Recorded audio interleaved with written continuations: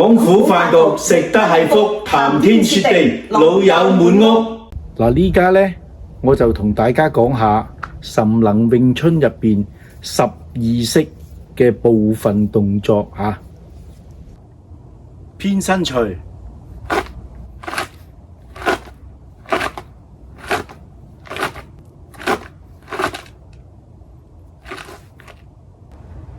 三星捶、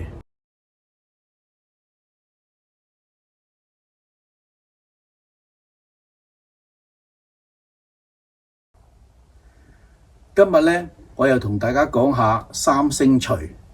三星捶呢喺12式入邊呢，就時時都用到噶啦。咁啦，1、2、3、1、2、3、1、2、3呢個呢就叫三星捶。咁佢同日字沖捶呢幾乎係一樣嘅，但係呢，佢按照3下咁嚟去打。咁呢3下打出去呢，威力其實都好勁嘅。但係呢，人哋有手喺前邊呢，我哋嘅三星捶呢基本上都唔用啊。因為點解啊？佢打到佢隻手冇嘢喺前邊啊，我哋嘅三星捶再打出去呢，威力呢，我覺得係更大嘅。嗱，咁如果對練係點樣呢？嗱，大家睇下，嗱，1、2、3、1、2、3、1、2、3。